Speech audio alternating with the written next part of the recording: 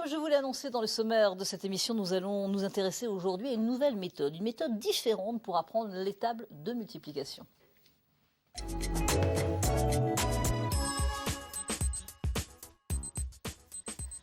Alors les tables de multiplication, apprendre ces fameuses tables de multiplication, ce n'est pas toujours une partie de plaisir pour certains enfants, mais avec cette méthode multimalin, c'est beaucoup plus ludique, peut-être plus facile, une méthode de Mathieu Protin. Alors pour en parler, je reçois aujourd'hui sur le plateau Patrice Dutot, directeur académique des services de l'éducation nationale des Ardennes. Bonjour. Bonjour. Alors les tables de multiplication, je le disais, ce n'est jamais facile pour certains enfants, mais là ça a un côté, oui, plus ludique, beaucoup plus agréable pour eux. Oui, plus ludique, mais comme je disais, c'est la preuve des trésors d'imagination déployés par tous les enseignants dans nos écoles pour permettre à tous les enfants d'acquérir ces tables de multiplication qui sont très compliquées à maîtriser indiscutablement. Alors évidemment que c'est un travail de mémoire, là ça reste aussi un travail de mémoire avec cette nouvelle méthode. Tout à fait, on travaille sur les images mentales, des petits personnages se substituent aux chiffres, aux nombres et on trouve le résultat. Normalement, on trouve le résultat et normalement, ça va plus vite. On va découvrir justement cette méthode. Alors, on le sait, la base de l'apprentissage, c'est la répétition. Mais ça ne fonctionne pas avec tous les élèves. Par exemple, cette méthode basée sur la création d'images mentales. Les chiffres sont des petits personnages et chaque opération raconte une histoire, une méthode qui existe depuis 2 ans et qui a déjà fait ses preuves dans de nombreuses écoles. Reportage Annie Diard, Claudine Crène et Laura Klein. 3 x 5, 15. 7 x 9, 63. 4 x 8. Les tables de multiplication, il faut les connaître par cœur. 5 x 4. Et parfois, c'est un vrai cauchemar. Mais pas pour les élèves de Julie Protin. Les CE2-CM, vous prenez votre ardoise, on va réviser les multiplications qu'on a apprises. Pour eux, c'est un jeu d'enfant. Il faut se dire dans sa tête, le 7 en première position, c'est toujours un plongeoir. Le 8 en deuxième position, c'est toujours un poisson. Le 5 en première position, c'est toujours un serpent. 4 x 6. Pour aider les élèves à mémoriser les tables, Julie utilise une méthode innovante, basée sur la construction d'images mentales. Qui raconte l'histoire du 4 x 6? Quelle est l'image que vous avez dans la tête? En fait, c'est le 4 la planche à voile et le 6 un citron. Le citron, il fait de la planche à voile et il y a une canne avec ses petits et ces petits, ils ont peur de la planche à voile. Alors elle lui mord sa tige et le corps de la canne fait un 2 et son aile fait un 4. Le 2, c'est la tête et le corps de la canne et notre 4 avec l'aile. On finit le 4 avec la petite barre. J'ai découvert ça au début de l'année avec la maîtresse. Ça te plaît? Oui, il y a des histoires marrantes. Qu'est-ce qui t'amuse? C'est les images, comment ils sont faits, j'aime bien. Et c'est bien la première fois que j'ai des élèves qui me disent « Maîtresse, j'ai envie de réviser mes multiplications. » D'habitude, surtout pas, ils n'avaient pas forcément envie d'y aller, mais alors que là, il y a un réel enthousiasme pour faire ce travail. La méthode utilisée par Julie Protin, c'est son mari qui l'a inventée. À l'époque, il était aussi enseignant en CM1. Et pour aider ses élèves en difficulté, il s'est inspiré des techniques utilisées par les champions du monde de mémorisation. J'ai commencé donc à prendre un petit groupe d'élèves en aide personnalisée le soir, des élèves qui avaient particulièrement des difficultés sur les tables de multiplication. Et on a commencé à créer des associations d'images mentales pour chaque multiplication et pour essayer de tester, voir si ça marchait. Et ça a marché, j'étais bluffé par les résultats.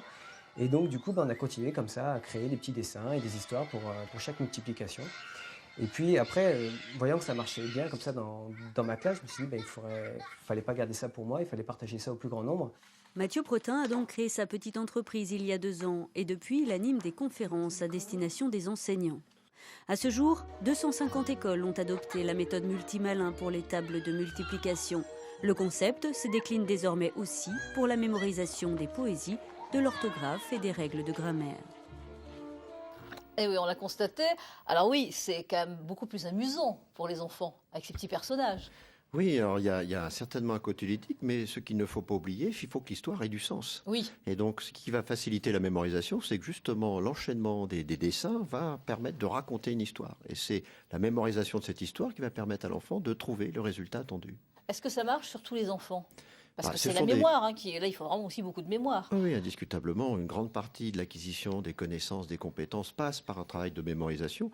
Mais ce qui est important de dire, c'est que ces méthodes sont bien souvent utilisées pour des enfants qui, pour la méthode qu'on pourrait qualifier de traditionnelle, hein, celle de mémorisation des tables de multiplication, eh bien, va trouver chez eux un ressort, un levier par le sens qui est donné aux petits personnages qui se substituent au nombre et qui vont permettre, dans ce travail sur le sens et la mémorisation, d'avoir des résultats. Et puis, les enfants, lorsqu'ils obtiennent des résultats qui satisfont les demandes des enseignants, voilà, ça les encourage à cette démarche, comme vous l'avez pu voir dans le reportage. Alors, cette méthode a été créée, on l'a dit, donc on l'a vu par M. Protin, donc un Ardennais, un ancien instituteur ardennais, mais on retrouve cette méthode dans 250 écoles de France. À peu près, tout à fait. Alors, donc, ça veut dire que ça fonctionne? Il y a un recul par rapport à ça? Il y a un développement. Et il a développé un produit avec des vidéos ailleurs, qui met à la disposition des écoles. Et donc, c'est vrai oui, qu'il parce qu'il faut former les instituteurs. Indiscutablement. Voilà. Il rencontre un certain succès. Je crois que c'est à peu près une quarantaine d'écoles en Champagne-Ardenne